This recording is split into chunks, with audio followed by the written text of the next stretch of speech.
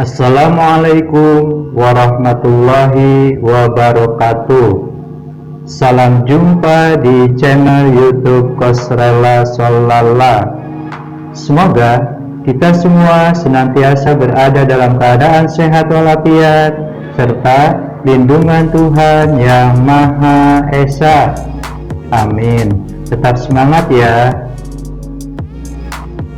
Video pembelajaran kali ini yaitu Ayo belajar tematik. Pokok bahasanya fungsi dan siklus air. Muatan pelajaran IPA, pustaka buku tema 8 kelas 5 dan dari berbagai sumber lainnya. Namun sebelum dilanjutkan, jangan lupa ya, tekan like, tekan subscribe bagi yang belum, tekan lonceng untuk dapat notifikasi video-video terbaru. Selamat menyimak. Simak beberapa gambar berikut ini. Gambar 1.1. Penduduk Indonesia kekurangan air bersih. Sumber www.republika.co.id. Gambar 1.2. Petani melihat kondisi tanah sawah yang retak akibat kekeringan di Desa Cotrieng, Muara 1, Lok Semawe, Provinsi Aceh. Sumber www.antaranews.com. Gambar 1.3. Sumber Depriatno Neke dari kompas.com. Seorang warga Kelurahan Waborobo, Kecamatan Beto Ambari sedang mengambil air dari anak aliran sungai. Bahkan dalam keterangannya, warga Kelurahan Waborobo, Kecamatan Beto Ambari, Kota Bau-Bau, Sulawesi Tenggara, sulit mencari air bersih. Mereka harus menempuh perjalanan hingga sejauh 15 km dari tempat tinggalnya untuk mendapatkan air bersih. Dari beberapa gambar, maka dapat diambil sebuah kesimpulan bahwa gambar-gambar tersebut adalah tentang peristiwa yang tidak menyenangkan yang berhubungan dengan air. Salah satu unsur penting dalam lingkungan adalah air. Air sangat diperlukan bagi kehidupan di bumi. Apa saja manfaat air? Air merupakan sumber daya alam yang penting bagi makhluk hidup. Air disebut juga sebagai sumber daya alam yang dapat diperbarui karena jumlahnya yang tidak akan pernah habis. Apa fungsi air bagi manusia? Fungsi air bagi manusia: 1. Untuk makan dan minum. 2. Untuk mencuci berbagai kebutuhan seperti mencuci piring dan mencuci baju.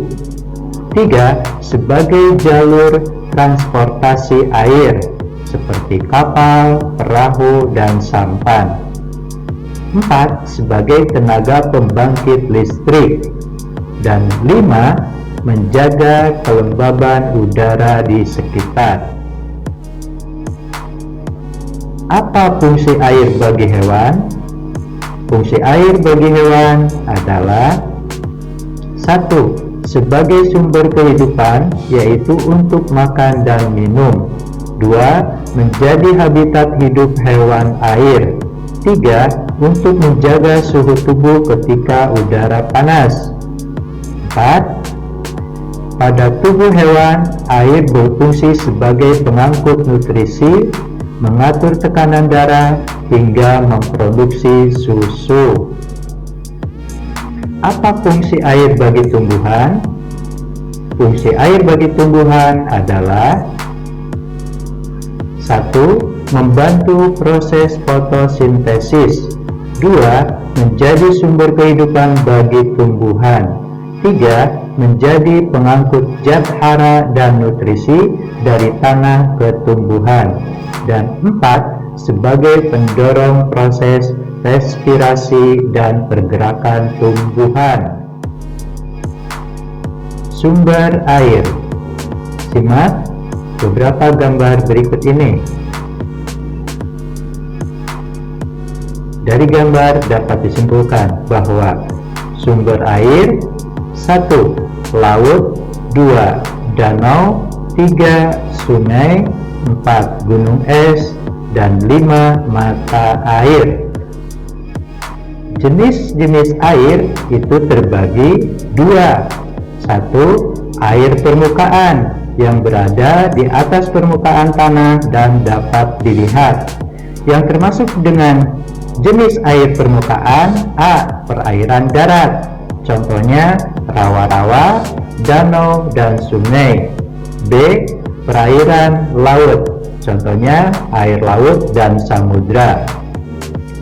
Jenis yang kedua adalah air tanah, air yang berada dalam lapisan bebatuan atau lapisan tanah di bawah permukaan tanah. Siklus air. Simak tayangan animasi berikut ini.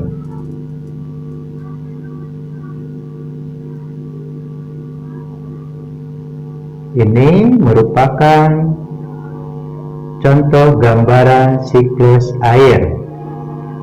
Air di laut, sungai, dan danau menguap akibat panas dari sinar matahari. Proses penguapan ini disebut evaporasi. Tumbuhan juga mengeluarkan uap air ke udara. Uap air dari permukaan bumi naik dan berkumpul di udara. Lama-kelamaan, udara tidak dapat lagi menampung uap air atau dikatakan jenuh. Proses ini disebut presipitasi atau pengendapan. Ketika suhu udara turun, uap air akan berubah menjadi titik-titik air. Titik-titik air ini membentuk awan. Proses ini disebut kondensasi atau pengembunan. Titik-titik air di awan selanjutnya akan turun menjadi hujan. Air hujan akan turun di darat maupun di laut. Air hujan itu akan jatuh ke tanah atau perairan. Air hujan yang jatuh di tanah akan meresap menjadi air tanah. Selanjutnya, air tanah akan keluar melalui sumur. Air tanah juga akan merembes ke danau atau sungai. Air hujan yang jatuh ke perairan, misalnya sungai atau danau, akan menambah jumlah air di tempat tersebut. Selanjutnya, air sungai akan mengalir ke laut. Namun, sebagian air di sungai dapat menguap kembali. Air sungai yang menguap membentuk awan bersama dengan uap dari air laut dan tumbuhan. Proses siklus air pun terulang kembali.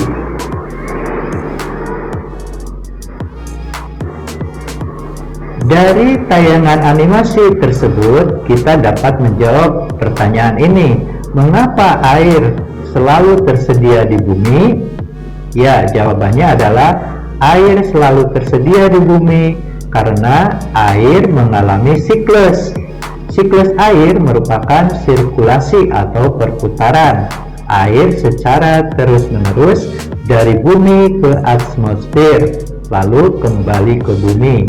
Siklus air ini terjadi melalui proses penguapan, pengendapan, dan pengembunan. Tahapan siklus air atau disebut juga dengan siklus hidrologi. 1. Evaporasi. Evaporasi adalah berubahnya zat cair menjadi uap air. 2. Transpirasi. Transpirasi adalah penguapan air dari tumbuhan melalui stomata. 3. Kondensasi. Kondensasi adalah perubahan wujud dari uap air menjadi titik-titik air. 4. Presipitasi. Presipitasi adalah segala materi yang dicurahkan dari atmosfer ke permukaan bumi, baik dalam bentuk cair atau hujan atau dalam bentuk padat atau salju. 5. Infiltrasi. Infiltrasi adalah peresapan air ke dalam tanah melalui pori-pori tanah. 6. Perkolasi. Perkolasi adalah proses mengalirnya air ke bawah secara gravitasi dari lapisan tanah yang satu ke lapisan tanah di bawahnya. Dan 7. Run-off atau limpasan.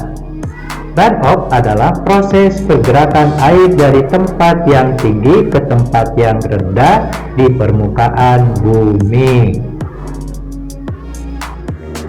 Demikian beberapa penjelasan tentang fungsi air dan siklus air. Mudah-mudahan apa yang disampaikan dapat dimengerti dan untuk selanjutnya dapat dipahami. Terima kasih telah menyimak video pembelajaran ini. Semoga bermanfaat. Kalau ada saran atau pertanyaan, silahkan menulis di kolom komentar ya. Senang belajar, belajar menyenangkan.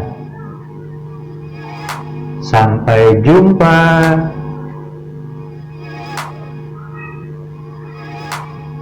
Wassalamualaikum warahmatullahi wabarakatuh.